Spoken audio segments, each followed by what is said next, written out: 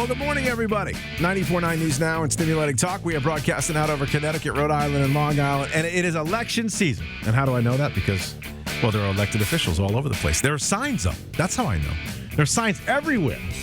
And I got an email from Pam, who Pam has been on the show before, and they fought the fight. This is over in North Stonington. About a school and getting a school built and all that goes along with that. And so Pam reached out to me and said, well, you got to get the First Selectman on, correct? Correct. Good morning, Pam. How are you? I'm well. How are you? I'm doing okay. All right. So we've got Mike Urgo here with us in the studio. Mm-hmm. But people probably want to know, how are you involved in his campaign? Tell me a little bit about that. Mm-hmm. So I don't know if it's so much being involved in his campaign, but really involved in the town. So working on the building project. I'm on the Board of Ed. And we've made a lot of progress in the town over the past 2 years since Mike's been in office. And I think we're heading in a great direction. And I really support the direction that we're going in. Okay. All right. Now, I guess the biggest accomplishment has to be the school, right?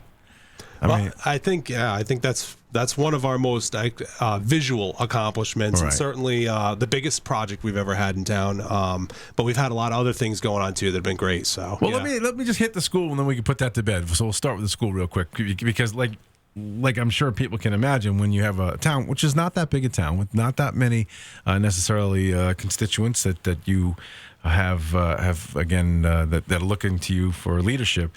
It's a lot of money to spend for a school. So I'm sure that fiscal responsibility scenario sort of crept up from time to time, right? Yeah, absolutely. I mean, I think we probably looked at doing this school, I think it was about a 12-year process by the time we actually got there. And certainly Pam's leadership on getting us to the finish line on that was crucially important. But from a fiscal responsibility, we've just been great. When you look at the per square footage of the cost of this building, we're among the lowest in the state. 2.75% interest rate on our money, which is incredible, and a 46% interest rate from the state on the school. And coming in below budget on the building so far, it's been a real success story for North Stonington. All right. The general consensus when you're walking down the street is people are happy about this. I think there's always going to be different opinions on stuff like this, and it wasn't an easy thing. I think when we first passed it, it was so close, 3 votes, and then when we ended up going back for a revote, and then it was It was a decisive revote, hundreds of votes in separation there, saying, okay, we did our due diligence. This was a smart decision for the town. It was a smart investment in the way we're going about doing it is the right way. So I think, those that are informed about it really feel very, very confident and happy with the direction we've gone in. And is the school done? The middle high school is complete. Right. A couple little punch list items left. The elementary school should be in March. Okay. Well, good for you. That's great. Now, Pam, are you running too? No. You're on the odd year. I'm on the odd year. Odd year, okay. And so, all right, that's good for you. So you're safe. Well, yeah, I guess. Well, there's a lot. The reason why I bring that up, and we can get to some of the things in particular that you want to talk about, but there's a lot of rumblings that, there's a Trump factor that's out there. There's a negative stereotype about his last year as a presidency, and does that filter its way down to everybody who's voting on Tuesday? What do you think? So I think the reality is it does. As much as you don't like that to be the reality, It definitely does. I've noticed in Mike's campaign, he doesn't focus on the negative. Right. So, he's not going to get in the mud with people, and he's not going to, be negative or, assassinate anybody's character. And I really respect that, because at the end of the day, we're here to work in the best interest of the taxpayers in the town. And it shouldn't be about party vote. It should absolutely be about working together. And, that's what he's done, and he's shown. The truth is, at this level, to have to sort of pay a price for what happens at a different level, higher level, is silly. I mean, because all politics should be local, and you're in the town working every day. People are coming to you with pothole issues and garbage pickup issues. That has nothing to do with Trump. No, I mean, I'm an independent, so I got involved in town politics, I guess accidentally, really. Right. I found that our budgets were failing about in 2012, and I started with the Board of Finance, going to Board of Finance meetings, and ultimately going and being on the Board of Finance.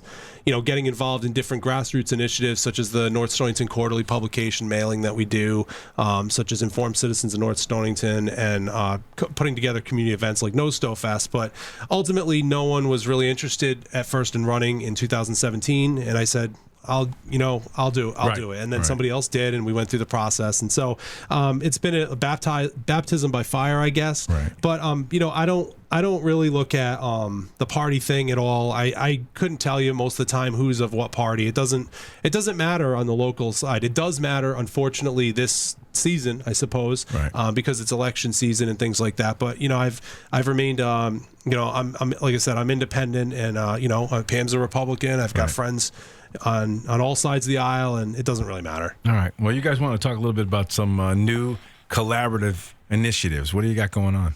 Yeah, I mean, I think I think one of the things that's been really exciting in North Stonington is the collaboration that's happened. So when I was able to take office, it's been really nice working with all the people on the boards and commissions.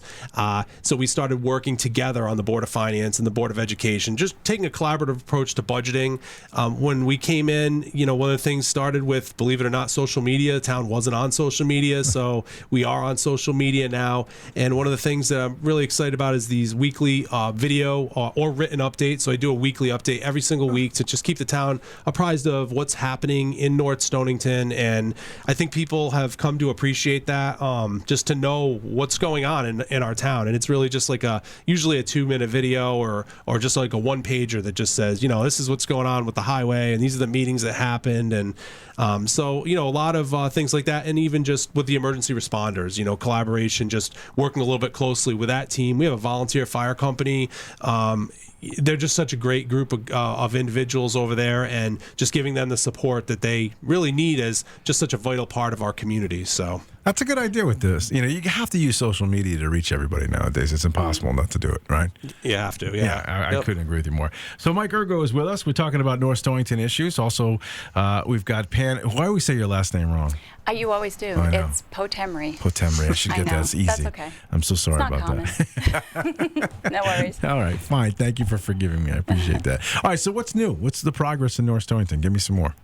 Yeah, so I mean, we've had a lot going on, as you pointed to. The schools, certainly one of the most visual things. Our emergency services center also opened in 2017, so that was 2018 rather. That was a really big thing for our town. But there's other things that have been happening too, such as taking down of some abandoned buildings that had really been there for decades. Right. So we've tried to clean up some of the blight in town. We've had one of our bridges rebuilt. We've got another one potentially slated for next year, and we've got some big solar initiatives that are upcoming right now, where we're going to have solar actually on all the town buildings coming up. Yep. So we're really excited about that, as well as a big solar project, a community solar project that we are hoping that it's going to allow for people in town, if they don't want to have solar on their houses, to be able to buy into this program where they could then get renewable energy, to power their homes. So those are a few samplings of things, but there's just so much been going on, from contract negotiations for our unions, which has been completed over the last tenure, to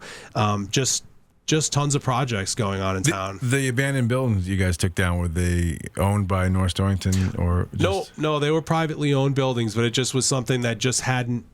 It just wasn't a focal point, but it is a focal point. I mean, one of the things I did when we first got there was change this, rejuvenated the signs coming into town. Okay. It's a little thing, but it makes a difference. People coming to town, welcome to North Stonington, right? So our signs are new now coming into town, and we wanted to do those little types of things. Right. And back to the collaboration again. One of the first things, trying to make it easier for businesses to come into town. So we moved our building official into the same building as our zoning official, and so little things like that, where just the collaboration makes all the difference. It's been an exciting time. So how do you put pressure on somebody who's got the blight issue? Let's say you said you got some of these places that probably were eyesores to a certain extent. Do you just go and make them an offer they can't refuse? Yeah, like condemn the property, right. Because and I think a lot of times a town would be reluctant to maybe do something like that because. I don't know why, but for us it was just we need to take action. These are not only eyesores, but they're hazards. If you get kids in there playing around or something like that. So we've taken action where we could on those types of things, and I think those of us that are progressive thinkers, you see when you fix things, right, other things get fixed. People are inspired to make new all around. And I think that's what's going on in the town right now. I think in reverse, too, it happens. If you have a bunch of rundown buildings and everybody says, screw it. I mean, I'm not going to cut my grass. Exactly. I'm not going to paint my house. And you sort of get that perpetuates itself. So I think that's a good thing. I wish more towns would be proactive when it comes to taking down some pieces of property that are eyesores. I mean, the guy can keep his property, but if the building is falling down, just rip it down. Yep. No, agreed. All right. So fiscal responsibility before we run out of time. Yeah. I mean, that's what you ran on that pretty much, and you stand by that, correct? I think it's important because, again, I'm independent. So, I think people sometimes don't know how to read you on things, and they may associate you one way or the other. But when you look at what we've done, I'm really proud of the fact that our budget, the general government operating budget, the budget that I'm responsible for with my board, has been flat over the term I've been there. Right. So really very, very minor increase, basically flat. And actually it was a reduction of about $70,000 last year. So, we've been very fiscally responsible with all of the things happening. And I think the last thing just to mention, the transparency is so important to me and to the town. We came out with OpenGov